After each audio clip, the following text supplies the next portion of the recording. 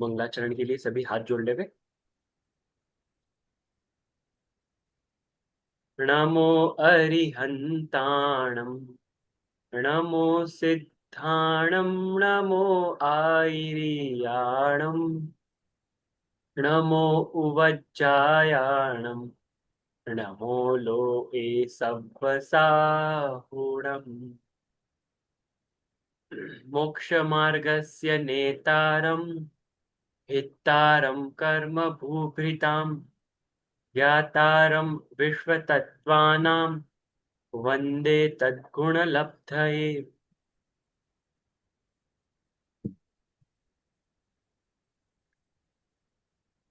अंतिम कक्षा में हमने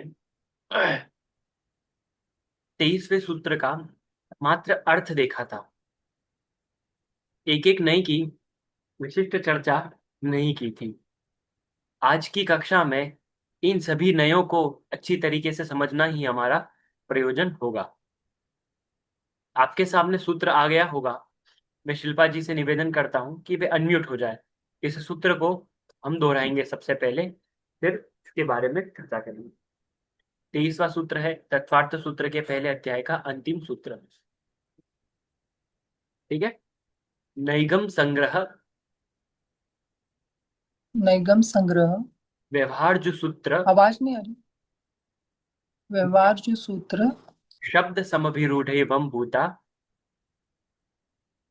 शब्द समुपीड़ैवं भूता। नया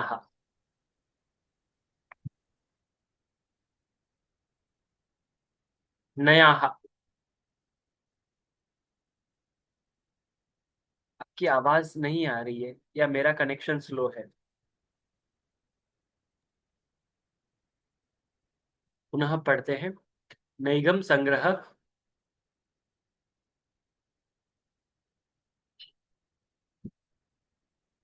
आपकी आवाज नहीं आ रही, मुझे ही नहीं आ रही है, आप और किसी को भी नहीं आ रही?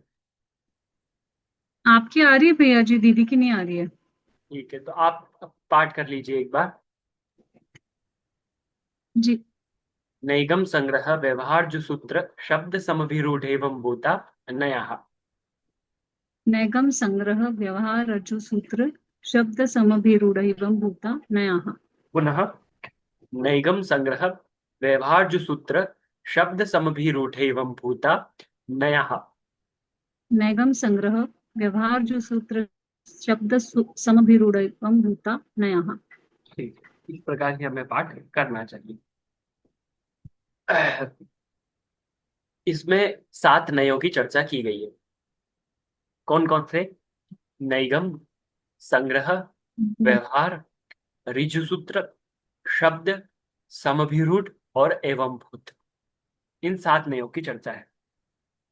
तो ये 7 नए होते हैं, ऐसा आचार्य देव कहते हैं।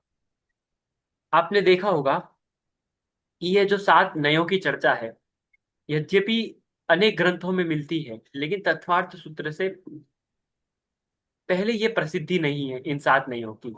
अन्यत्र जहां पर भी इन नयों की चर्चा है वो इसी के माध्यम से मिलती है, और इनका विस्तृत विवरण भी हमें इन्हीं की टीकाओं के माध्यम से ही मिलता है। जैसे कि राजवार्तिक, सर्वार्थ सिद्धि, श्लोक वार्तिक आदि, उनमें इनका बहुत विस्तार से वर्णन एक एक नए का किया गया है। वस्तुतः हम नए देखें तो नए के भेदों की हम चर्चा कर रहे हैं। नए किन्हीं ने 2 प्रकार के भी कहे हैं, किन्हीं ने अन्य प्रकार से 2 कहे हैं, किसी ने 7 कहे हैं, किसी ने 46 भेद कहे हैं, किसी ने असंख्यात कहे हैं, किसी ने अनंत कहे हैं, और किसी ने संख्यात कहे। इस नए के बहुत सारे भेद हैं। लेकिन जो हम पढ़ने जा रहे हैं नेगम आदि 7 नए, यह भी प्रसिद्ध है आगम में। यहीं से प्रसिद्धि है वैसे इसकी। उन नयों को हम पढ़ने जा रहे हैं। नए 3 भी प्रकार के होते हैं, शब्द नय, अर्थ नय और ज्ञान नय। वस्तुतः ये जो 7 नय हैं, ये इन्हीं 3 के भेद हैं कि इनमें से कुछ नए ज्ञान नय रूप है, कुछ नए शब्द नय रूप है, और कुछ नए अर्थ नय रूप है। जैसे कि नेगम नय है, वह ज्ञान रूप है, संग्रह, व्यवहार, ऋजु सूत्र, यह 3 नए अर्थ रूप है, और अंतिम के 3 शब्द, समभिरूढ़ और एवं भूत, ये 3 नए शब्द नए रूप है। अब शब्द नय, अर्थ नय और ज्ञान नय क्या होता है आपको पता है? जैसे कि हमारे मस्तिष्क में, मैंने कहा आपको कि बंदर, अब बंदर कहते ही आपके ज्ञान में जिस पदार्थ की उपलब्धि होती है, ज्ञान में जिसका भी अवभाषण आता है, वो तो हो गया पहला ज्ञानमय वाला बंदर। ठीक है। दूसरा होगा कि वस्तुतः कोई पदार्थ है, बंदर है, जिसके दो हाथ है, जिसका काला या लाल मुंह है। ठीक है। जो अनेक अनेक प्रकार के वानर के लक्षण होते हैं, जिसकी पूंछ है, उछलता कूदता है, ऐसा जो पदार्थ है, वह बंदर बोलने से उसकी उपलब्धि होती है, तो वह हो गया अर्थ नय से बंदर। और तीसरा है शब्द नय से बंदर, कि जैसे मैं किसी किताब में लिख दूं बंदर, अब वो किताब में आपको बोलूं मैं ये क्या लिखा हुआ है, तो आप बोलेंगे कि ये बंदर लिखा हुआ है, तो ये बंदर है, तो वो बंदर तो है नहीं, बंदर तो अर्थ है, और बंदर एक ज्ञान में उपस्थित हो रहा है, और तीसरा जो लिखा हुआ बंदर है, तो वो शब्द नय से बंदर है। इसीलिए सभी पदार्थ तीन प्रकार के माने जा सकते हैं, मतलब नयों की अपेक्षा से, नए से विवरण कर रहे हैं, एक ही पदार्थ को तीन प्रकार से उसका ज्ञान कर सकते हो, उसके शब्द की अपेक्षा से, उसके ज्ञान की अपेक्षा से, और उस साक्षात पदार्थ की अपेक्षा से। तो इसमें भी ऐसा ही समझना चाहिए। जब हम इन नयों की चर्चा करेंगे एक एक, तब आपको समझ में आएगा कि हाँ, नेगम नंग्रह, नेगम संग्रह, नेगम जो नए हैं वह ज्ञान रूप कैसे है, और शब्द नए हैं वह शब्द रूप कैसे है, एवं भूत नए भी शब्द रूप कैसे है, इसकी चर्चा तभी हम समझेंगे। सबसे पहले आपके सामने नेगम नय की परिभाषा है। नेगम नय को पढ़ते हैं। मैं परिभाषा पढ़ता हूं। नेगम नय क्या है? अनिष्पन्न अर्थ में संकल्प मात्र को ग्रहण करने वाला नय नेगम नय है। अनिष्पन्न अर्थ, अर्थ का माने होता है पदार्थ। तो पदार्थ कभी निष्पन्न और अनिष्पन्न होता है क्या? बताइए। अर्थ का मैंने आपको पहले भी बताया था, अर्थ का क्या यहाँ पे अ, अर्थ है। अर्थ को मीनिंग भी, मीनिंग के रूप में जो मैं बार बार अर्थ शब्द का प्रयोग कर रहा हूँ वह भी हो सकता है। अर्थ का अर्थ द्रव्य भी होता है, अर्थ का अर्थ पदार्थ भी होता है, और अन्य भी बहुत सारे देखे थे जैसे प्रयोजन आदि। लेकिन यहाँ पे अर्थ का तात्पर्य क्या है कि अनिष्पन्न अर्थ, अर्थ का तात्पर्य है द्रव्य। तो कोई अनिष्पन्न द्रव्य है, मेरा प्रश्न है यहाँ पर लिख दिया अनिष्पन्न द्रव्य है, तो क्या द्रव्य भी निष्पन्न और अनिष्पन्न होता है क्या?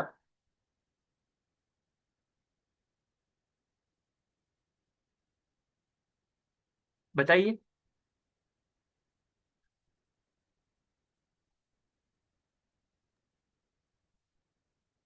लिखा है भैया निष्पन्न अर्थ, तो निष्पन्न भी होता होगा। हाँ, होता होगा। देखिए, यही मतलब है, होता तो है, कैसे होता है कि पदार्थ हम्म। कोई उत्पन्न, निष्पन्न का मतलब होता है कि उत्पन्न हो गया, अनिष्पन्न का अर्थ होता है जो उत्पन्न नहीं हुआ है। वस्तुतः पदार्थ का तात्पर्य है कि पदार्थ की पर्याय, कि वह उस अर्थ में वो वाली पर्याय उत्पन्न नहीं हुई। जैसे कि मैंने कहा कि यहाँ पर कोई ज्ञानी नहीं है, ज्ञानी रूप पदार्थ कोई नहीं है, लेकिन कोई व्यक्ति ज्ञानी बन जाएगा तो ज्ञानी रूप पदार्थ निष्पन्न हो गया। वस्तुतः कोई पदार्थ नहीं हुआ, उस पदार्थ में वो वाली पर्याय आ गई है, ऐसा समझना चाहिए। तो कोई अनिष्पन्न वाली अर्थ में कोई पर्याय है जो उत्पन्न नहीं हुई है, उसमें उस पदार्थ में संकल्प मात्र को ग्रहण करना, उसको बोलेंगे नैगम्य। इसके में आपको भेद बताऊंगा, तो तीनों भेद किस किस नय के हैं वो भी आपको समझने होंगे, क्योंकि नेगम नय तीन प्रकार का है। भावी नेगम नय, वर्तमान नेगम नय, और भूत नेगम नय। तीन काल होते हैं, भूत, भविष्य और वर्तमान। उन्हीं के भेद से यह नेगम नय भी तीन प्रकार का होता है, भावी, वर्तमान और भूत। सबसे पहले आता है भावी नेगम नय। भावी नेगम नय में क्या होता है कि जैसे कोई एक पुरुष है, इसमें उदाहरण भी दिया है आपके सामने ही है, वो फरसा लेकर जा रहा है। आप फरसा समझते हो ना, वो फरसा होता है, वो उससे लकड़ी काटी जाती है, उसको बोलते हैं फरसा। तो वो फरसा लेकर जा रहा है कोई पुरुष, उससे पूछा, भाई आप कहाँ जा रहे हो? तो बोलता है प्रस्थ लेने जा रहा हूँ। प्रस्थ लेने जा रहा हूँ, ऐसा क्यों बोला उसने? प्रस्थ लेने जा रहा हूं, वो क्या करने जा रहा है?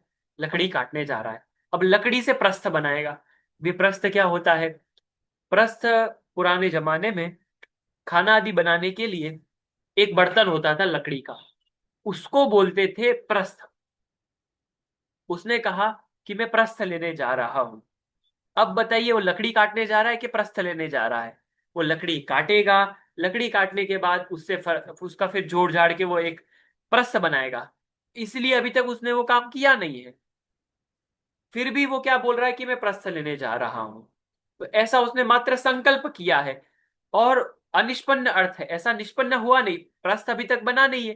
पहले वहां पे रखा होता प्रस्थ प्रस्थ और लेने जा रहा होता तो बोल सकता था कि प्रस्थ लेने जा रहा हूं।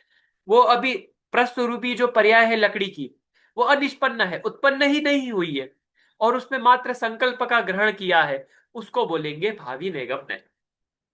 स्पष्ट हो गया?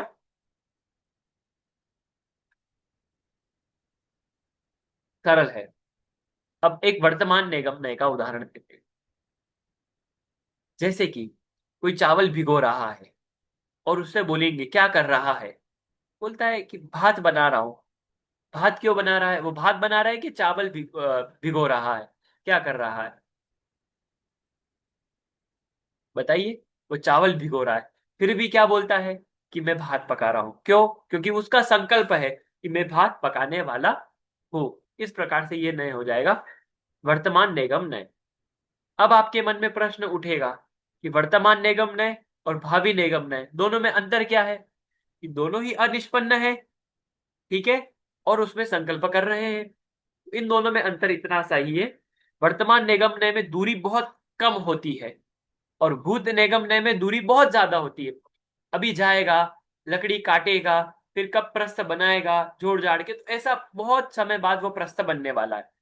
लेकिन भात में तो थोड़ी ही देर में चावल पकाने के बाद, चावल भिगोने के बाद वह भात पकाना चालू कर देगा।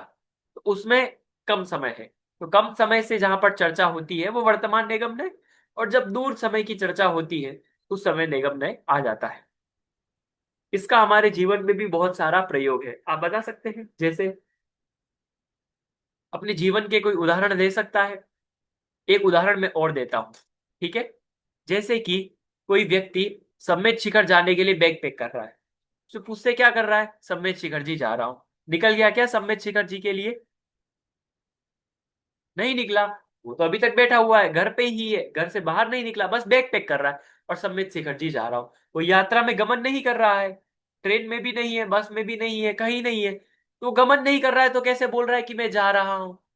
क्योंकि उसका संकल्प है, ठीक है। वो पदार्थ में की जो पर्याय है वो निष्पन्न हुई ही नहीं है, फिर भी उसका संकल्प है। इसलिए संकल्प को ग्रहण कर रहा है जो नए, संकल्प को जो बता रहा है वर्तमान समय, संकल्प को जो ग्रहण कर रहा है तो संकल्प को वर्तमान वद ग्रहण कर रहा है, जैसा कि वर्तमान में कार्य हो रहा है। उस प्रकार वह नए वर्तमान निगम नय कहलाएगा। 1:30 बजे आने।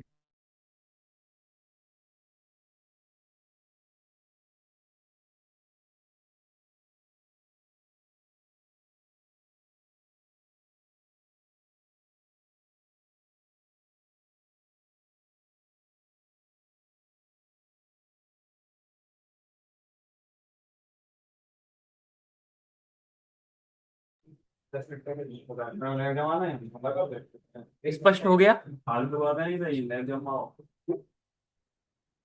कोई प्रश्न इसमें से, इन दोनों नयों में से?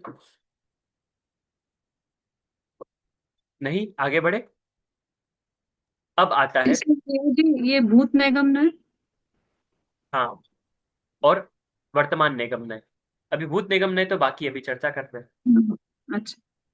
ठीक है, अब आता है भूत निगम नय। भूत निगम नय में क्या होता है कि पदार्थ कोई हो चुका है, पूर्व में उसका कार्य हो चुका है, लेकिन उसका वर्तमानवत व्यवहार किया जा रहा है, तो उसको बोलेंगे भूत निगम नय। जैसे कि किसी पंच कल्याणक में कहना, आज क्या है? भगवान महावीर का जन्म कल्याणक। आज है क्या भगवान महावीर का जन्म कल्याणक? नहीं, वो तो बहुत ज्यादा समय पहले हो गया है, लेकिन उसका वर्तमान वत व्यवहार किया जा रहा है। जैसे कि आज किसी की जन्म जयंती हो तो क्या कहा जाता, जैसे कि मान लीजिए गांधी जयंती हो, उस दिन कहा क्या कहा जाता है? ये आज के दिन पैदा हुए थे, आज के दिन हुए थे कि कितने ही साल पहले हो गए थे। तो उस भूत वाली जो पर्याय है उसका वर्तमानवत व्यवहार करना। अब आप प्रश्न करोगे कि वहां पर तो अनिष्पन्न अर्थ बैठेगा ही नहीं। क्यों? क्योंकि अनिष्पन्न वो तो निष्पन्न हो चुका है, तो आपने अनिष्पन्न कैसे कह दिया? अनिष्पन्न का तात्पर्य मात्र इतना ही है कि वर्तमान में जो निष्पन्न नहीं हो रहा है वह अनिष्पन्न है, चाहे पहले हो चुका हो, बाद में हो चुका, जब भी हो, लेकिन वर्तमान में वो निष्पन्न नहीं है, उसको बोलेंगे अनिष्पन्न। तो भगवान महावीर का जन्म कल्याणक निष्पन्न है कि अनिष्पन्न है यहाँ की विवक्षा के अनुसार? तो अनिष्पन्न है, क्योंकि वर्तमान में नहीं है।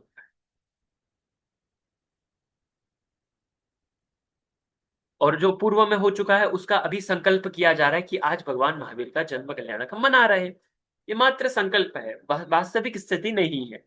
ये हो जाएगा निगमनय। अब कोई प्रश्न इसमें से? बहुत सरल है निगमनय। अब आप एक आध कोई उदाहरण देंगे?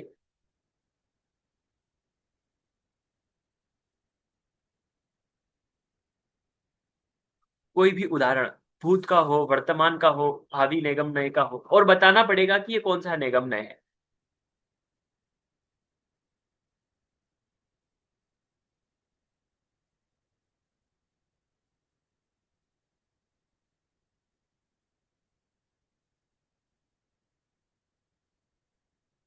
कुछ तो उदाहरण याद आ रहा होगा,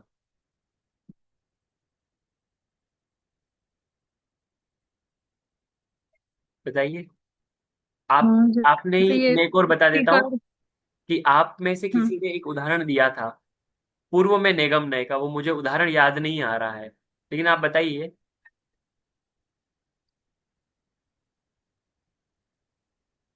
मेरे को तो मूर्तिकार का याद आ रहा था भैया जी, कि हाँ जैसे हाँ बोलिए। मूर्तिकार जब शिला को भेदता है यानी छेदता है, तब हाँ पूछने हाँ पर ये कहेगा कि मैं मूर्ति बना रहा हूँ। हाँ हाँ। तो उसमें मतलब पहले ही उसको उस शिला में वो मूर्ति का संकल्प कर रहा है। नहीं, हाँ, इसको इस तो ये एग्जाम्पल बाहरी। थोड़ा मॉडिफाई करना पड़ेगा। क्यों? क्योंकि आपने कहा हम्म। मूर्ति बना रहा हो, सच में मूर्ति ही बना रहा है। छेद के क्या कर रहा है? मूर्ति ही तो हाँ, बना रहा हाँ। है। उसको ऐसा बोलने पड़ेगा कि, अगर उससे पूछेगा ये क्या है, वो बोलेगा मूर्ति है, लेकिन मूर्ति तो है नहीं। मूर्ति अभी बनी नहीं हम्म। है, वो संकल्प कर रहा है कि मूर्ति मैं बनाऊंगा। तो क्या है कहने पर कहता है कि ये मूर्ति है, ऐसा। मूर्ति। तो इसको ऐसा भी बोल सकते हैं कि जब वो पत्थर लेने जा रहा है इकट्ठे, या फिर मूर्ति के लिए कोई बड़ा पत्थर ढूंढ रहा है, क्या कर रहा है? तो मूर्ति बना रहा हूँ, मूर्ति नहीं बना रहा है, वो तो पत्थर ढूंढ रहा है। इस प्रकार कह सकते हैं हाँ। कि जैसे कि कोई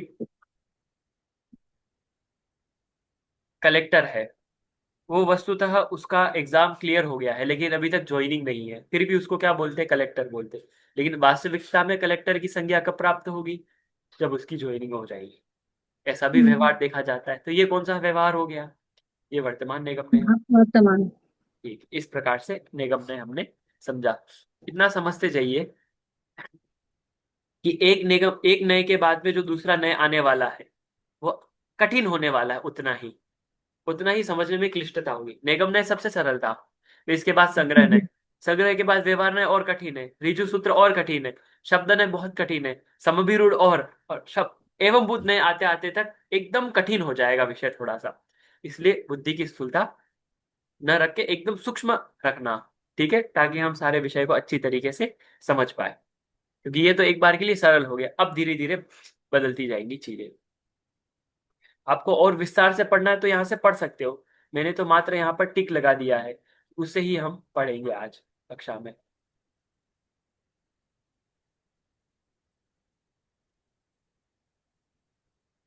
हाँ, अगला नय है संग्रह नय। ठीक है, इसका भी उदाहरण आपको कुछ देना पड़ेगा, पहले से बता देते हैं। प्रत्यक्ष और अनुमान प्रमाणों द्वारा अपनी जाति का विरोध न करते हुए सभी विशेषों को कथनचित एकत्व रूप से ग्रहण करना संग्रह है। संग्रह शब्द का क्या अर्थ होता है? कलेक्शन। कलेक्शन को क्या बोलते हैं? संग्रह। कि आप क्या, जैसे बहुत सारी अलग अलग चीजें रखी हुई थी, आप एक एक जगह जमा कर रहे हो, क्या कर रहे हो? संग्रह कर रहे हो, इकट्ठा करना, इसको बोलते हैं संग्रह। यहाँ पर भी संग्रह किया जाता है, इकट्ठा किया जाता है। जैसे कि बहुत सारे पदार्थों की एक जाति है। अब बहुत सारे पदार्थों की एक जाति कैसे है? ये सारे मनुष्य है, उन सभी मनुष्यों की एक जाति है मनुष्यत्व रूप से जाति। तो मनुष्यत्व जाति रूप से सारे मनुष्य, कितने सारे मनुष्यों को हमने संग्रह कर लिया। ठीक है, जैसे कि हमारी सबकी एक जाति है मनुष्यत्व जाति, उससे हमने सभी को एक कर लिया। जैसे कि अब गाय घोड़ा इन सबको भी हमें संग्रहित करना है, तो हम क्या बोलेंगे कि जीवत्व, क्योंकि सारे जीवों की एक जाति है जीवत्व, क्योंकि वो सारे जीवों में पाई जा रही है। तो सारे जीवों को हमें एक रूप से ग्रहण करना होगा। किस रूप में करेंगे? जीवत्व रूप में करेंगे। यदि सारे पदार्थों को करना होगा एक रूप से ग्रहित, तो क्या बोलेंगे हम? द्रव्यत्व रूप में। तभी में द्रव्यत्व पाया जा रहा है। तो यहाँ पर भी यही है। और वो संग्रह करने में बाधा नहीं आनी चाहिए। ये अब मनुष्यत्व बोल रहे हैं, उसमें घोड़े को भी हमने शामिल कर दिया। वो हमें प्रत्यक्ष प्रमाण से बाधा उत्पन्न हो रही। क्यों उत्पन्न हो रही है? क्योंकि हमें प्रत्यक्ष में ही पता है कि जो घोड़ा है उसमें मनुष्यत्व जाति पाई नहीं जाती है, इसलिए मनुष्यत्व में वे ही समाहित है जो मनुष्य है, जिनमें मनुष्यत्व जाति पाई जा रही है। उसी प्रकार से संग्रह किया जाता है। संग्रह किनका किया जाता है? तो दो प्रकार के वस्तुओं का संग्रह किया जाता है। एक तो होता है महासत्ता का, एक होता है अवंतर सत्ता का। जो भी हम छोटे मोटे संग्रह करते हैं, जैसे कि हमने कुछ वस्तुओं का कर लिया, कि जैसे कि हम बहुत सारे पेन है तो इन सब में कलमत्व जाति पाई, क्योंकि सब कलम है, इस प्रकार से हम कह सकते हैं। तो ये सब छोटे मोटे संग्रह है, ये सब अवंतर सत्ता के अंतर्गत आते हैं। लेकिन एक होती है महासत्ता। महासत्ता क्या होती है? तो देखिए, संपूर्ण विश्व को एक कर लेना, ये होती है महासत्ता। संपूर्ण विश्व एक है, पूरा संग्रह कर लिया। कैसे संग्रह कर लिया? क्योंकि संपूर्ण विश्व में छह छह द्रव्य है, छह द्रव्यों के समूह को ही विश्व बोलते हैं। और सब में भी सत सामान्य पाया जाता है। सब में सत पाया जाता है कि नहीं पाया जाता? बताइए, सब में सत है कि नहीं? तो सत सामान्य की अपेक्षा से सत कैसे है कि उत्पाद व्यय द्रव्य युक्तम सत। सब में उत्पाद व्यय द्रव्य पाया जा रहा है कि नहीं पाया जा रहा? सब में पाया जा रहा है। और सत का अर्थ होता है अस्तित्व। सब में अस्तित्व पाया जा रहा है कि नहीं पाया जा रहा है? सब में अस्तित्व की उपलब्धि, मतलब उपलब्धि होने से, प्राप्ति होने से सभी पदार्थ सत सामान्य के अंतर्गत ग्रहित हो जाते। पूरा विश्व क्या हो गया? महासत्ता में समाहित हो गया। तो पूरा एक एक होती है ऐसी महासत्ता, इसको बोलते हैं शुद्ध महासत्ता। दूसरी होती है अशुद्ध महासत्ता। अब इन्हीं में से एक एक करके भेद कर देना। जैसे कि जीव, तो अब छह द्रव्य थे एक पूरे विश्व में, वो सब सत सामान्य से ग्रहित थे, लेकिन हमने बोल दिया, अब अलग कर लिया। अब अशुद्ध महासत्ता में हो जाएंगे, जैसे कि जीव हो गया, अजीव हो गया, उद्गल, फिर धर्म हो गया, आकाश हो गया, काल हो गया। इस प्रकार से सब जो भेद किए जा रहे हैं, ये सारे अशुद्ध महासत्ता के अंतर्गत आएंगे। अब इसी में से समझिए कि जो शुद्ध महासत्ता को संग्रहित करके कहता है उसको बोलते हैं शुद्ध संग्रहणय, और जो अशुद्ध महासत्ता को संग्रहित करके बोलता है उसको बोलते हैं अशुद्ध संग्रहणय। इतनी सी बात।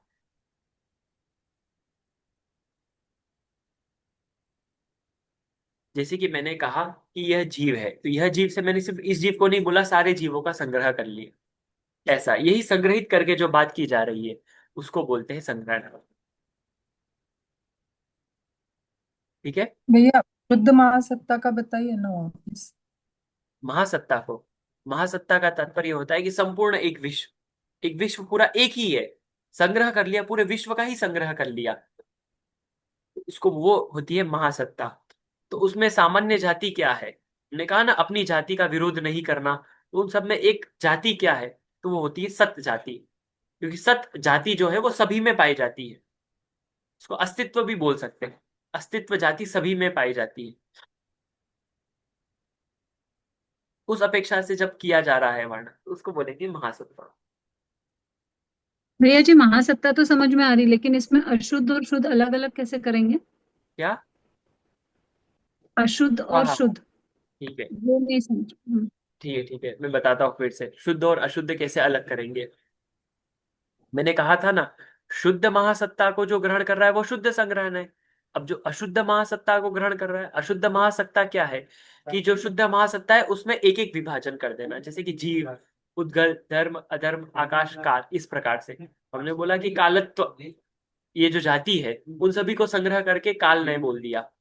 तो काल करके सबको काल बोल के बहुत सारे कालों का जो कितने काल हैं, असंख्यात काल हैं। असंख्यात कालाणु होते कि नहीं होते, तो असंख्यात काल द्रव्य है। तो असंख्यात काल द्रव्यों का एक में ही समाहित बना हो गया, किसके कारण? कालत्व जाति के कारण। सभी में कालत्व जाति पाई जाती है, या फिर वर्तना जाति जो है वो सभी में पाई जाती है, परिणमत्व जाति वो सभी में पाई जाती है उस अपेक्षा से। इसको जो ग्रहण कर रहा है वो अशुद्ध संग्रह नहीं हो जाएगा। शुद्ध संग्रह नय का एकमात्र विषय है पूरे संपूर्ण सत्सामान्य की जो जाति है उसको ग्रहण करना। बाकी सब अशुद्ध संग्रह नय की अपेक्षा अंतर्गत आ जाएंगे, चाहे वो अवंतर सत्ता की चर्चा हो, किसी अन्य की भी चर्चा हो, सब अशुद्ध संग्रह नय के अंतर्गत है।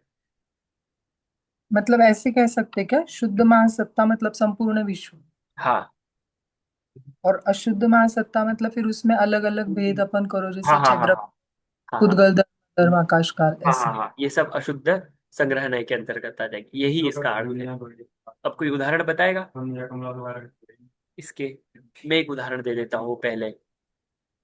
जैसे कि हमने कहा कि कक्षा 10 के छात्रों को बुलाकर लेके आ जाइए।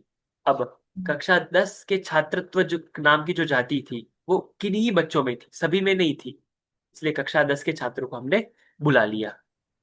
ठीक है, तो ये हो गया अशुद्ध संग्रहणय का उदाहरण। और भी आप कोई उदाहरण दे सकते हो? संग्रह करना बहुत सारे तो अलग इसमें फिर अलग।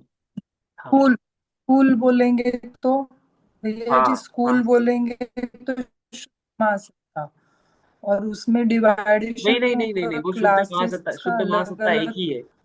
वो वो। पूरा विश्व को संग्रहित हो जाता है उसमें, शुद्ध महासत्ता में। बाकी सब अशुद्ध संग्रह नय की श्रेणी में ही आएंगे। ओके। ठीक है, जो फूल आपने बोला उसमें कमल, या फिर हम अन्य अन्य जितने भी प्रकार के हैं, नील कमल है, कोई अन्य प्रकार के, तो सभी का संग्रह हो जाना, ये सब हो जाएगा अशुद्ध संग्रह नय के अंतर्गत। ठीक है, स्पष्ट है? एक ही बात है कि पूरा विश्व हाँ हाँ हाँ, तो वो हो जाएगा शुद्ध संग्रह नय के अंतर्गत। शुद्ध संग्रह नहीं के। ठीक है, स्पष्ट है? कि देखो फिर से एक बार परिभाषा से समझते हैं कि जो हम जाति का ग्रहण कर रहे हैं उसमें बाधा नहीं होनी चाहिए किसी भी प्रमाण से। प्रत्यक्ष और अनुमान कह दिया, अनुमान का तात्पर्य जो है वो परोक्ष प्रमाण का ग्रहण कर रहे हैं, पूरे अनुमान ये उपलक्षण है। तो किसी भी प्रकार से किसी भी प्रमाण के द्वारा किसी भी जो उसकी जाति का हम संग्रह कर रहे हैं उसमें विरोध नहीं आना चाहिए। ठीक है, जैसे कि हमने कहा कि सत सामान्य है, तो क्या सच में काल में सत पाया जाता है? नहीं, हमारे पास प्रमाण है। क्या प्रमाण है? आगम प्रमाण है, क्योंकि आगम में ऐसा वर्णन है, तो ये आगम हमारे पास प्रमाण है, तो प्रमाण से बाधित नहीं हो रहा है। तो किसी भी प्रमाण के द्वारा बाधित नहीं है, और अपनी जाति का विरोध भी नहीं है। क्या, जैसे कि हमने सत बोला, तो क्या जीव सत का विरोध कर रहा है क्या? नहीं। नहीं कर रहा है, क्योंकि उसमें तो पाया जा रहा है। कोई और भी नहीं कर रहा, छह द्रव्य नहीं कर रहे। और छह द्रव्य की भी ऐसे, ये तो अब जाति अपेक्षा बोल रहे, संख्या अपेक्षा से तो अनंत है। तो अनंत द्रव्य क्या विरोध कर रहे हैं सत का? नहीं, क्योंकि सभी में पाई जा रही है। ठीक है, और सभी विशेषों को कथनचित एकत्व रूप से ग्रहण किया जा रहा है, उसको बोलते संग्रहण। बहुत स्पष्ट सी ही बात है। जैसे कि जीव सामान्य, उसमें जो भी उपलब्धि होगी सब विशेष होगी। अब उन विशेषों का भी संग्रहण हो रहा है, वो किसके आधार पर हो रहा है? तो एकत्व के रूप से हो रहा है, और कथनचित रूप से हो रहा है। वस्तुतः वे भिन्न ही है, और कथनचित भिन्न है, कथनचित अभिन्न है। तो कथनचित भिन्न रूप से ग्रहण कर देंगे तो वो अलग हो जाएगा, हम अभिन्न रूप से ग्रहण कर रहे हैं, एकत्व रूप से ग्रहण कर रहे हैं। जैसे कि हमने बोला मनुष्य, सारे मनुष्य एक नहीं होते हैं, तो कथनचित एक होते भी हैं, क्योंकि संग्रह नहीं की अपेक्षा से। तो कथनचित एक जो होते हैं उसका एकत्व रूप से जब ग्रहण किया जा रहा है तब संग्रह नहीं की अपेक्षा से कथन समझना चाहिए। स्पष्ट है? कोई प्रश्न है तो आप पूछ सकते हैं। नहीं, मेरे को नहीं समझ में आया भैया। नहीं समझ में आया? एक बार बात समझाइए। क्या समझ में नहीं आया? मतलब संग्रह है कि बहुत सारी चीजों का संग्रह होना, मतलब आप टाइप कर सकते हैं प्रश्न, मुझे वो अच्छे से सुनाई नहीं दिया संग्रह प्रथम। में, लेकिन फिर उसमें वापिस अपने उनका भी दो आवाज कट रही है। डिवाइडेशन के ना। हाँ, आप टाइप करके भेज दीजिए प्रश्न, मैं आपको उत्तर दे दूंगा। ठीक है, मैं फिर से समझा देता हूँ। देखिए। भैया जी इसमें हाँ हाँ, बोलो। ऐसा बोल सकते हैं कि महासत्ता मतलब ऐसा संग्रहण है जहाँ पे अस्तित्व को मुख्यता से बोला जाता है। अस्तित्व की तो ही अस्तित्व के अस्तित्व की। मुख्यता में पूरा विश्व ही आ गया। हाँ, वही वही होता है। ऐसा अच्छा। कह नहीं सकते, ऐसा ही है, आपने सही बोला है। मतलब अस्तित्व सत अस्तित्व ये सब पर्यायवाची ही तो है।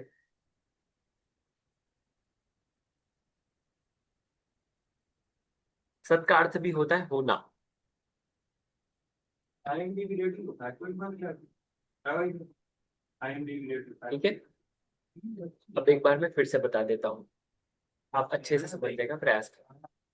जब क्या होता है कि हमने कहा इसका प्रयोग कैसे होता है, प्रयोग से बताता हूँ। जैसे मैंने कहा कि आप 5वीं कक्षा के बच्चों को बुला कर लेके आइए। क्या कहा कि 5वीं कक्षा के बच्चों को बुला कर ले। अब सारे 5वीं कक्षा के जितने भी बच्चे, 20 बच्चे हैं, सारे अलग अलग पदार्थ हैं, लेकिन उनमें एक धर्म समान पाया जाता है। वह धर्म है या वह जाति है कि वे 5वीं कक्षा के विद्यार्थी हैं।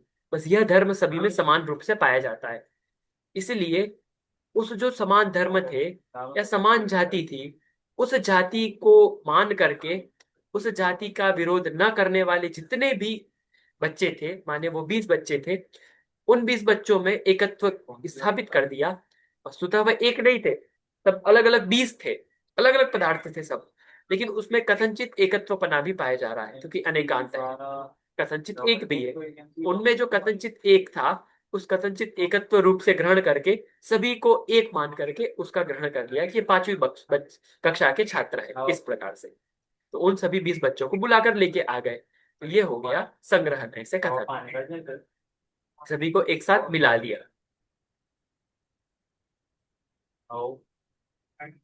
अब समझ में आया? ममता जी, शिल्पा जी, एक बार पुनः आप बता देंगे तो।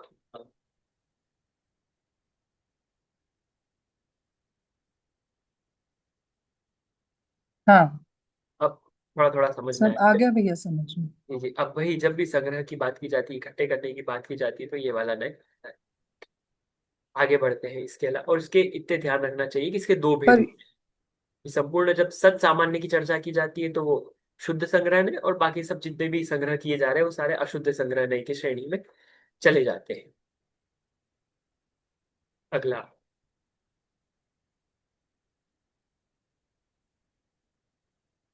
अगला है व्यवहार नय।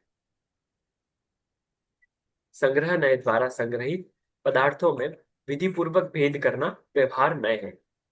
संग्रह नय के समान यह भी शुद्ध और अशुद्ध के भेद से दो प्रकार का होता है। संग्रह नय में हमने सारे पदार्थों का संग्रह किया था, लेकिन व्यवहार नय उनमें भेद स्थापित कर देता है। जैसे कि, और भेद भी कैसा करता है, तो विधि पूर्वक। जैसे कि हमने कहा कि संपूर्ण विश्व में 6 द्रव्य होते हैं। अब यह जो कथन हुआ, यह कथन व्यवहार नय का है, क्योंकि आपने कहा 6 द्रव्य होते हैं। संपूर्ण जो शुद्ध महासत्ता थी, उससे संग्रहित जो पदार्थ पूरी एक महासत्ता थी, उस महासत्ता में आपने भेद कर दिए।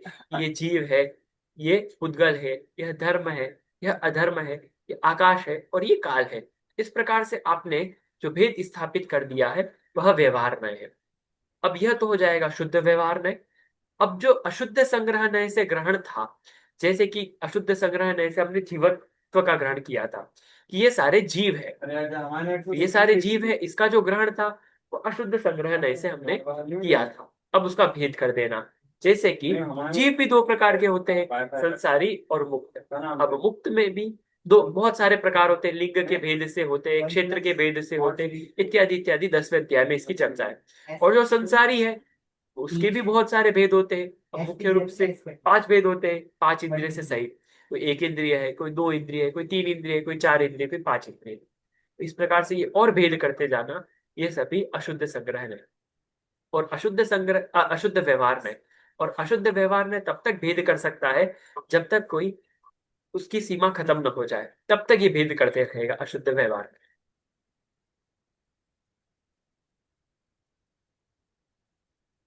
स्पष्ट हुआ?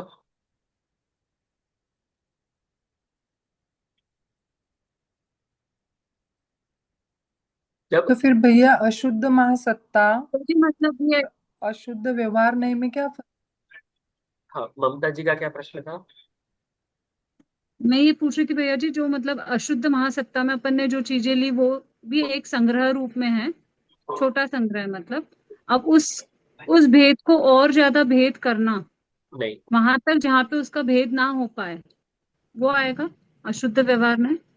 नहीं। हाँ, होता वही है।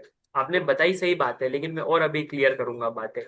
देखो, आपके मन में प्रश्न होगा कि व्यवहार न्याय जो है और फिर जो अशुद्ध संग्रह न्याय में अंतर क्या हो गया। देखिए, अशुद्ध संग्रह न्याय में विवक्षा क्या है? संग्रह की विवक्षा है, और व्यवहार न्याय की विवक्षा टुकड़े करने की विवक्षा है। जैसे कि आपने कहा कि यह जीव है। क्यों? क्योंकि जीवत्व है। तो जितने भी मैंने कहा कि जीव की हम चर्चा करते हैं, तो किस जीव की चर्चा कर रहे हैं? मेरी, आपकी, या किसी अन्य की? जिसमें भी जीवत्व जाति पाई जाती है उन सभी जीवों की चर्चा करेंगे। जीव का जो भी लक्षण होगा वो उन सभी में पाया जाएगा। जीवत्व की जो जाति है उससे ग्रहण करके हम सारे जीवों को एक रूप में ग्रहण कर रहे हैं, उसको बोलेंगे अशुद्ध संग्रह नहीं। अब उसी में संग्रह। भेद कर देना। ये तो हो गया, हमने कहा एक जीव। एक जीव मतलब सभी को एक रूप में ग्रहण कर लिया हमने। ठीक है। अब उसी में से अब भेद कर देना। जैसे कि कैसे? कि हमने पूरा एक ग्रहण किया था, अब एक को हमने भेद कर देना। जैसे कि जीव दो प्रकार के होते हैं, संसारी और मुक्त, और फिर उसमें भेद कर देना, भेद कर देना, और अविभाज्य पर्यंत भेद करते जाना। अविभाज्य पर्यंत का तात्पर्य है कि जब तक विभाजन हो सके तब तक उसका भेद करते रहना। जब तक ऐसा स्थिति आ जाए कि विभाजित अब हो ही नहीं सकता, तब तक उनके भेद करते जाना। तो ये हो गया व्यवहार न्याय। अब जैसे कि हमने वहां पर जो जीव बोला है उसमें संग्रह की प्रधानता थी, लेकिन इकट्ठा करने की प्रधानता थी। अब हमने कहा कि महासत्ता के, फिर महासत्ता में हमने और भेद किए। जैसे पूरे द्रव्य के कितने भेद होते हैं? तो 6 भेद होते हैं। कौन कौन से? जीव, पुद्गल, धर्म, अधर्म, आकाश काल। इस प्रकार हमारी प्रधानता किस चीज में? हमारी प्रधानता भेद करने में, तो वो व्यवहार न्याय की श्रेणी में चला जाए। तो आपकी प्रधानता क्या है, भेद करने की या इकट्ठा करने की? उससे फर्क पड़ता है कि वहां पर नए कौन सा लागू होगा।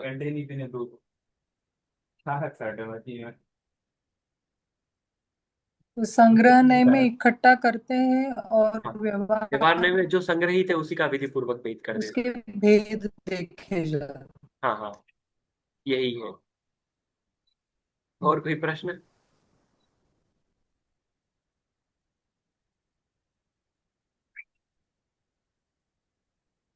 जैसे कि फूल है, फूल के हमने संग्रहित किया किया किया था उसमें, कि उसमें सबका ग्रहण कर लिया था, सारे प्रकार। अब भेद कर देना। ये नील कमल है, ये लाल कमल है, ये अन्य प्रकार के चमेली का फूल है, ये इसका फूल है, ये इसका फूल है, इस प्रकार से भेद कर दिया। तो ये हो गया व्यवहार में भेद करके कथन करना।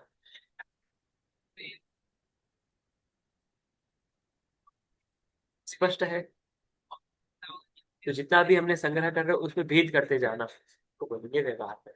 बहुत सरल ही है। हम्म। वैसे ही शुद्ध व्यवहार में शुद्ध संग्रह नय के समान एक ही प्रकार का होता है, जब संपूर्ण महासत्ता का विभाजन किया था। अन्यथा सब जगह अशुद्ध व्यवहार में ही लागू होता है। स्पष्ट?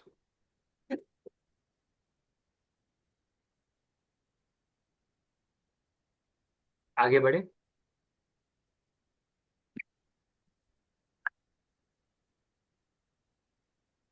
और कुछ और भी प्रश्न हो, बाद में भी आपको समझ में ना आए तो आप मुझे प्रश्न भेज सकते हैं, तभी मैं आपको बताऊंगा। मैंने आपको पहले ही कहा था कि अभी एक के बाद एक और भैया इसमें होता मतलब जाएगा। ये हाँ हाँ, बोलिए ना। इसमें मतलब इसमें भी दो व्यवहार, दो प्रकार है ना, हाँ, शुद्ध बोला और ना, दो अशुद्ध। प्रकार के। शुद्ध संग्रह नय का भेद कर रहा है वो शुद्ध व्यवहार नय, और जो अशुद्ध संग्रह नय का तो भेद कर फिर रहा है वो अशुद्ध संग्रह, अशुद्ध व्यवहार नय। तो नहीं, तो फिर कौन सा शुद्ध नय और कौन सा अशुद्ध नय? जैसे कि शुद्ध संग्रह नय का भेद किया, शुद्ध संग्रह नय में महासत्ता ग्रहित थी, अब उसका भेद करेंगे तो शुद्ध व्यवहार नय हो जाएगा। अब बाकी जितने का भी भेद करेंगे, बाकी सब जितने भी संग्रह थे वो सारे संग्रहण किस में आ रहे थे? अशुद्ध संग्रह नय में आ रहे थे। तो उन सभी का विभाजन करना, वो सब आ जाएगा अशुद्ध व्यवहार न्याय के अंतर्गत। ऐसा ही है इसमें।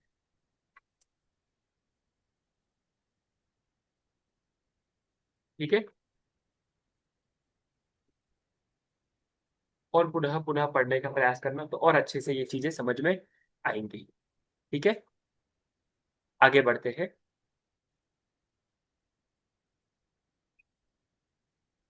अब देखिए, अगला है ऋजु सूत्र। ऋजु सूत्र नय जो है वह थोड़ा सा सरल है अपेक्षाकृत। क्या है इस ऋजु सूत्र नय में? ऋजु सूत्र नय मुख्य रूप से क्षण क्षण में ध्वंस होने वाली पर्यायों को वस्तु रूप से विषय करता है। विद्यमान होते हुए भी विवक्षा नहीं होने से इसमें द्रव्य की गौणता है। ये देखिए, ये जो पर्याय वर्तमान में चल रही है, उस वर्तमान की पर्याय को जो भी ग्रहित कर रहा है उसको बोलेंगे ऋजु सूत्र नय। जैसे कि मैं मनुष्य हूं, मैं मनुष्य हूं, आप भी मनुष्य हैं। अब इस तो ये जो पूरी पर्याय से जो हम मेरे द्रव्य का ग्रहण किया, वस्तुतः मेरा जो द्रव्य है वह मनुष्य नहीं है। जो पर्याय से द्रव्य का ग्रहण किया जा रहा है वो हो जाएगा ऋजु सूत्र नय। अब इसके भी दो भेद हैं, एक तो सूक्ष्म ऋजु सूत्र नय, स्थूल ऋजु सूत्र नय। तो स्थूल ऋजु सूत्र नय के अंतर्गत में स्थूल जो बहुत सारी पर्यायों का समूह है उसे लिया जाता है। और जो सूक्ष्म ऋजु सूत्र नय है उसमें सिर्फ एक क्षणवर्ती जो पर्याय है, बहुत सारी पर्यायों का समूह नहीं, सिर्फ एक क्षणवर्ती पर्याय का ग्रहण किया जाता है। ठीक है।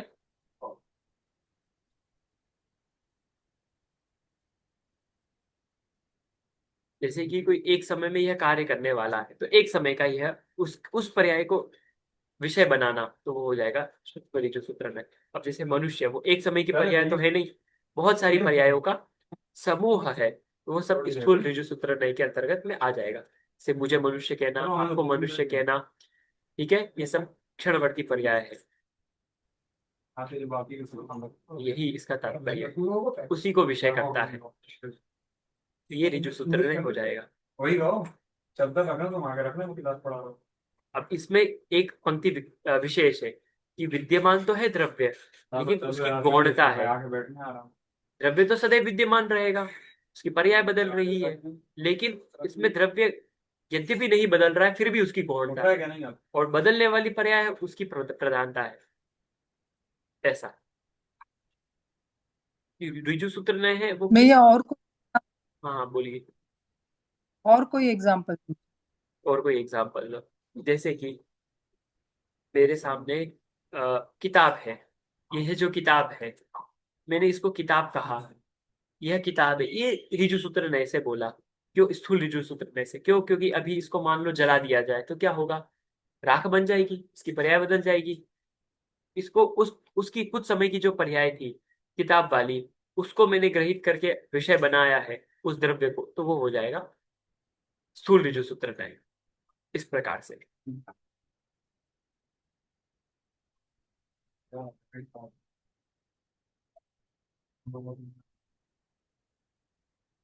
मेरी आवाज आ रही?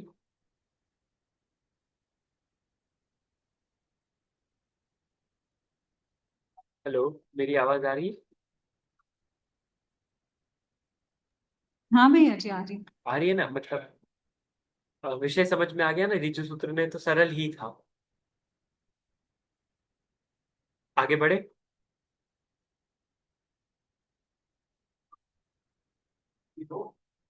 आगे बढ़ते हैं।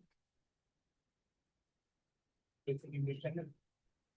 सॉरी, कितनी दो। आ गया था ना समझ में ऋजु सूत्र ने?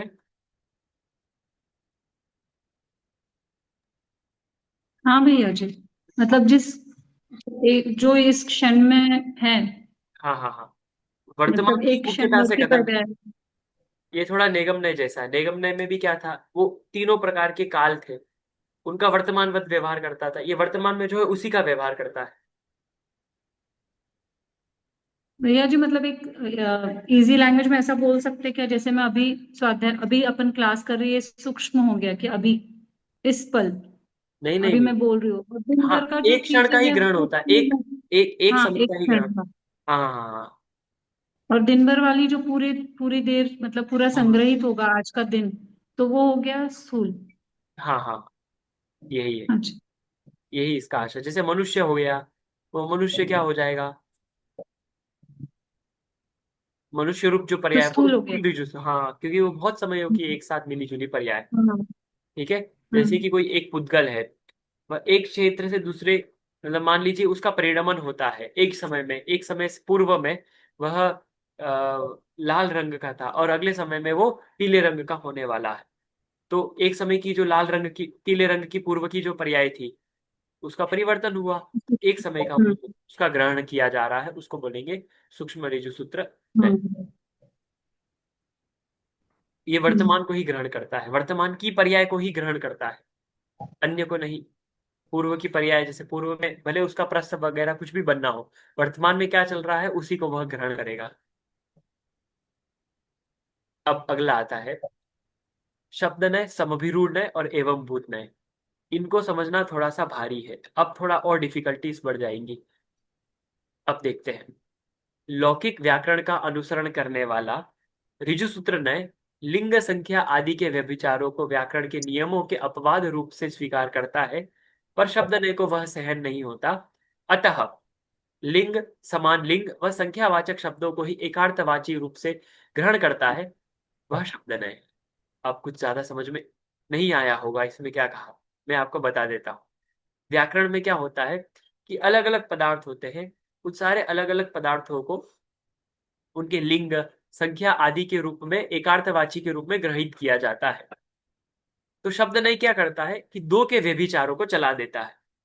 वस्तुतः मैंने आपको एक दिन बात बताई थी कि जो सारे पदार्थ होते हैं वो एकार्थवाची, ये सारे शब्द होते हैं वो एकार्थवाची हो ही नहीं सकते।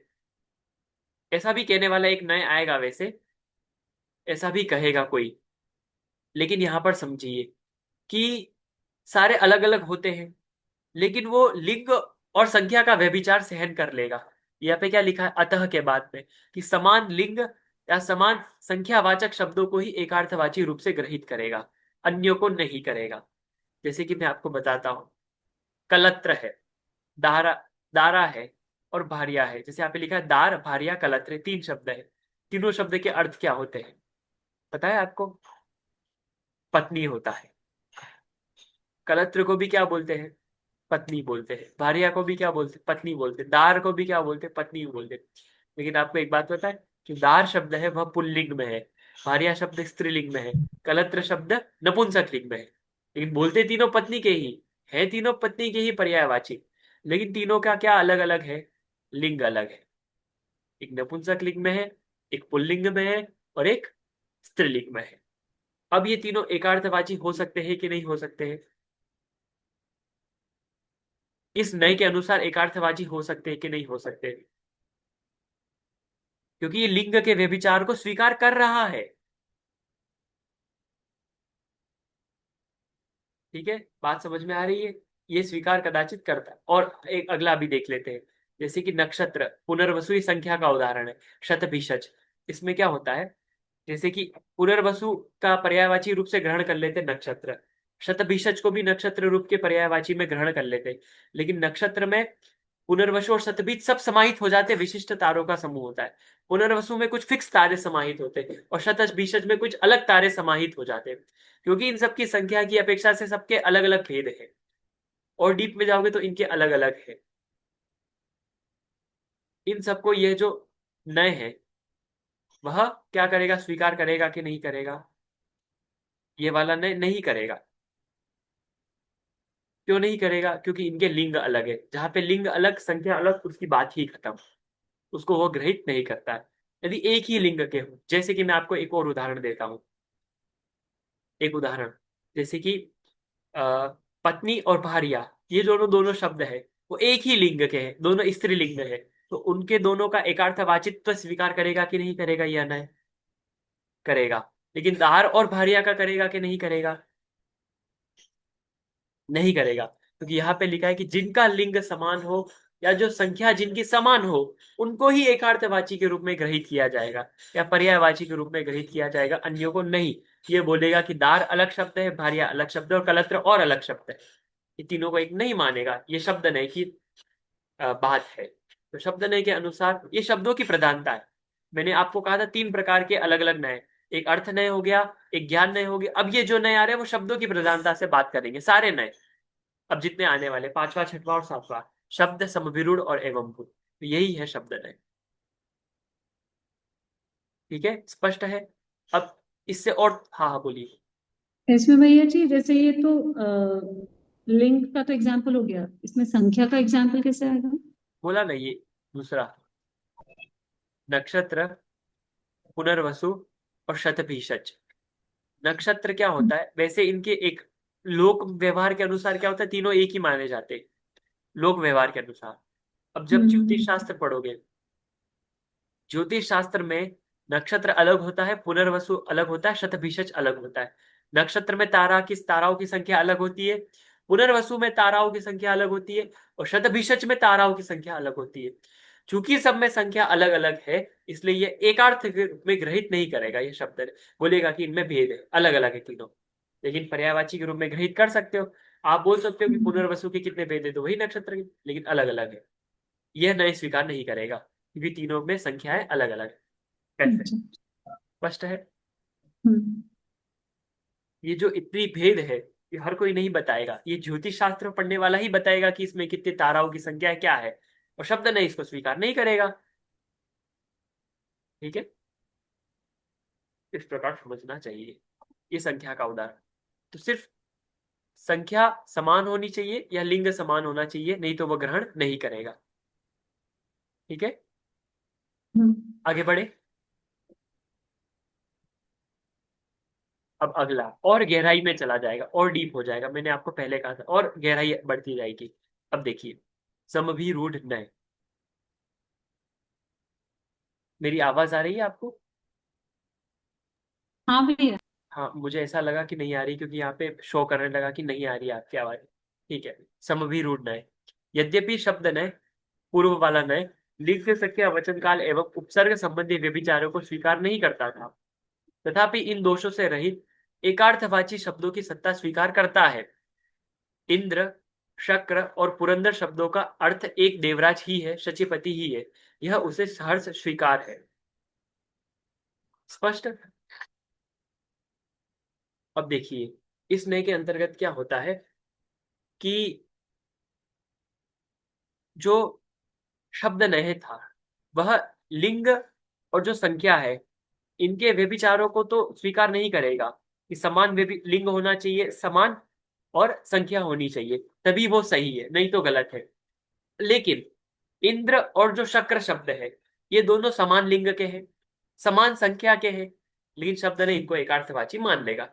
लेकिन समभिरूढ़ नय है, वो नहीं मानेगा। क्यों नहीं मानेगा? क्योंकि इनका अर्थ अलग है, ये अर्थ का भी व्यभिचार स्वीकार नहीं करता। यद्यपि इंद्र का अर्थ क्या होता है, इंद्र का अर्थ होता है ऐश्वर्यवान, शक्र का अर्थ क्या होता है, सामर्थ्यवान, और पुरंदर का अर्थ क्या होता है, जो नगरों में भेद कर दे। ये तीनों इंद्र के पर्यायवाची है, लेकिन इनका अर्थ अलग अलग है। इसलिए समवीर ने बोलेगा कि इंद्र अलग होता है, शक्र अलग होता है, पुरंदर अलग होता है। एक उदाहरण मैंने आपको पहले भी दिया था, पता है क्या? कमल का दिया था। कमल को राजीव भी बोलते हैं क्योंकि उसके बहुत सारे अलग अलग पत्तियां होती है। उसको पंकज भी बोलते हैं। क्यों बोलते हैं? क्योंकि वो पंख में उत्पन्न होता है। या उसके और भी पर्यायवाची, नलीन भी बोलते हैं। नलीन इसलिए बोलते हैं क्योंकि वो बहुत सुगंधित होता है। अब शब्द नहीं बोलेगा कि इन तीनों के एक ही लिंग है। कौन सा लिंग है? नपुंसक लिंग है, तो एक ही माने जाएंगे। संख्या तीनों की एक है, एक है, तो हम इनको एकार्थवाची मान लेंगे। लेकिन समभिरूढ़ नहीं बोलेगा, नहीं, नलिन अलग चीज होती है जो सुगंधित देती है। अब बोलेगा राजीव अलग चीज होती है जिसमें अलग अलग पत्तल होते हैं। अब अगला हम मैंने क्या बोला था? नलिन, राजीव और पंकज। अब पंकज भी अलग होता है इन दोनों से, क्योंकि जो पंख में जन्म लेता है वही पंकज होता है। इस प्रकार से समभिरूढ़ है और उसमें भेद कर देता है और सूक्ष्म हो जाता है। स्पष्ट है? इस प्रकार से समझना चाहिए, क्योंकि सभी शब्दों का अर्थ अलग अलग होता है। अब इसमें ऐसा भी देख सकते हैं कि समभिरूढ़ की अपेक्षा से कोई भी शब्द पर्यायवाची होते ही नहीं, सभी के अर्थ अलग होते हैं। ठीक है, जैसे कि मैंने बोला जीव और ज्ञानवान, जीव में जीवत्व की प्रधानता है, ज्ञानवान बोलने में ज्ञान गुण की प्रधानता है। दोनों में अलग अलग प्रधान होने से समभिरूढ़ न्याय बोलेगा कि जीवत्व, जीव आपने बोला वह अलग है, ज्ञानवान बोला वो अलग है, दोनों अलग अलग है। तो यह समभिरूढ़ न्याय का विषय होता है। क्योंकि इंद्र शब्द है और शक्र, इन दोनों में कथनचित भेद भी है, कथनचित अभेद भी है, कथनचित एक भी है और कथनचित अभिन्न भी है, अनेक भी है। तो अनेक को जो बना रहा है विषय वह समविरूढ़ है, और इन दोनों में एकता स्थापित कर रहा है वह शब्द है। ठीक है, यह ऐसा समझना चाहिए। आगे बढ़े, और कोई प्रश्न इसमें से? इतना ध्यान रखना चाहिए, इस नए के अनुसार कोई भी पर्यायवाची शब्द नहीं होते। जैसे हमने कली, कमल, नलिन, शक्र, इंद्र, पुरंदर सब अलग अलग करके देख ली, कोई होता ही नहीं है, सबके अर्थ अलग अलग होते हैं। अगला नय, अगला नय तो और ऐसा है कि उसकी जो निरुक्ति है उसके अनुसार ही वह कार्य यदि कर रहा है वर्तमान में भी, तब वह वैसा कहा जाएगा। पढ़ते हैं, आप देखो ये और गहरा है, और सबसे गहरा नय है, इसका विषय बहुत कम है। ये नए ऐसे ही क्यों, इसी क्रम में क्यों रखे गए, आपसे कोई पूछे तो इसका क्या उत्तर है कि नेगम नए है, उसका विषय बहुत ज्यादा है, उससे कम संग्रह नय का, उससे कम व्यवहार नय का, उससे कम ऋजु सूत्र नय, उससे कम शब्द नय का, उससे कम समभिरूढ़ नय, और उससे भी कम है एवं भूत नय का। एवं भूत नय में क्या होता है कि व्याकरण सम्मत अपवादों को भी स्वीकार कर शब्द नय ने एवं एकार्थवाची शब्दों की व्युत्पत्ति के अनुसार भिन्न भिन्न अर्थ स्वीकार कर समभिरूढ़ नए ने प्रतिपादन शैली एवं भाषा को बहुत सुगठित कर दिया था। कि पहले शब्द नहीं था, उसने लिंग और संख्या समान होनी चाहिए ऐसा कहा। अब जो था समभिरूढ़ नय, अर्थ भी समान होना चाहिए ऐसा कहा था। एवं भूत नय अब क्या कहता है, तथापि एवं भूत नय का कहना है कि गच्छति इति गोह, इस निरुक्ति के अनुसार गमन करती हुई गाय को ही गो कहा जा सकता है, बैठी हुई गाय को नहीं। गाय को गाय क्यों कहा जाता है, क्योंकि वह गमन करती है। तो गो शब्द की व्युत्पत्ति संस्कृत के अनुसार क्या होती है, गच्छति इति गो, जो गमन करता है उसको गो बोलते हैं, मतलब गाय बोलते हैं। अब गाय तो बैठी हुई है, गमन तो कर ही नहीं रही है, उसको गो क्यों बोले, तो नहीं बोलेंगे। जैसे कि हम कुंभकार को कुंभकार तभी बोलेंगे जब वो घड़ा बना रहा होगा, नहीं तो हम उसको कुंभकार नहीं बोलेंगे। ये बोलेगा एवं भूत में, क्योंकि वो कुंभकार है ही नहीं, कहाँ घड़ा बना रहा है। कुंभकार किसको बोलते हैं, उसकी व्युत्पत्ति क्या है, उसकी निरुक्ति है कुंभम करोति इति कुंभकार, कुंभ बोलते हैं घड़े को, तो जो घड़े को करता है उसी को कुंभकार बोलते हैं। जब जब वह घड़ा बनाएगा तब तब ही एवं भूत नय कहेगा कि ये कुंभकार है, नहीं तो वो एवं भूत नय बाधित कर देगा कि इसे कुंभकार मत कहो। भले समभिरूढ़ नय वह स्वीकार कर लेगा, लेकिन एवं भूत नय स्वीकार नहीं करेगा। वैसे ही, और मैं विद्यार्थी हूं लेकिन अभी नहीं हूं, जब मैं सीखूंगा तभी, तब मैं किसी कक्षा में बैठूंगा तभी विद्यार्थी होऊंगा। आप जैसे कि कुछ और भी बोल सकते हैं। ठीक है, इस संबंध में उदाहरण आपको समझने चाहिए। स्पष्ट है सभी को कि उसमें उस शब्द की जो निरुक्ति है वह उसी के अनुसार होना चाहिए। जैसे कि कोई नलिन है, कीचड़ में लोटपोट हो गया, नलिन मत कमल, कीचड़ में लोटपोट हो गया। अब नल्यते इति नलिनम, मतलब जो सुगंधित होता है उसी को हम नलिन बोलते हैं। अब मान लो कीचड़ में लोटपोट हो गया, सुगंध नहीं आ रही है, उसको नलिन नहीं बोलेंगे, भले पर्यायवाची हो। समभिरूढ़ नहीं बोलेगा होता है, लेकिन एवं भूत बोलेगा नहीं होता है, ये खुशबू नहीं है तो नहीं होगा, तक हम इसको हम नहीं मान सकते। ऐसा इस प्रकार समझना चाहिए।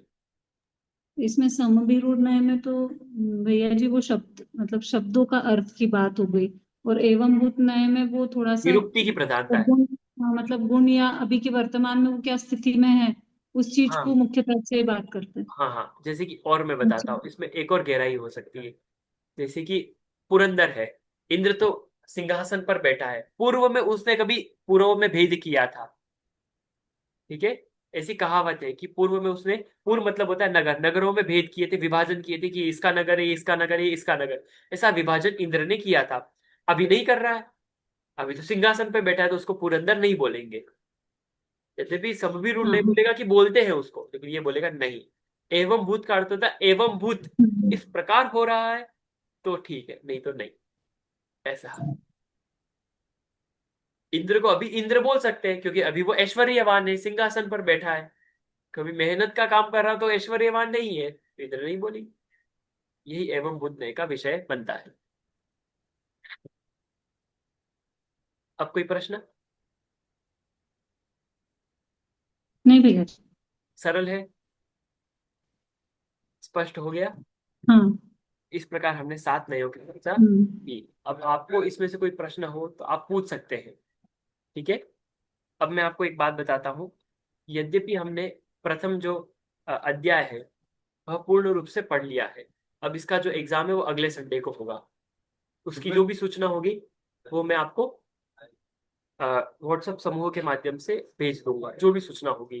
वैसे हमारा होना था 2 सप्ताह पहले, लेकिन चूंकि हमारा जो पाठ्यक्रम है वो लेट प्रारंभ हुआ है, विलंब से है। हम अभी विलंब से चल रहे हैं, ठीक है। इसलिए इस रविवार को मतलब जो आने वाला है उसमें आपकी परीक्षा प्रथम अध्याय मात्र की होगी। इसलिए आपको जो भी प्रश्न हो मुझसे रविवार से पहले पहले पूछ सकते हैं। मैं आपको बताऊँ, बाद में भी बताऊंगा, लेकिन तब तक एग्जाम हो चुका है। ठीक है। हाँ देखिए कक्षा ठीक है को भैया यही जी। विराम करते हैं अंतिम मंगल करते हुए। अनन्तधर्मणस्तत्त्वं पश्यन्ति प्रत्यगात्मनः अनेकान्तमयी मूर्तिर् नित्यमेव प्रकाशताम्। आप सभी को सादर जय जिनेन्द्र। जय जय। अरे फालतू आदमी, और ये डिग्री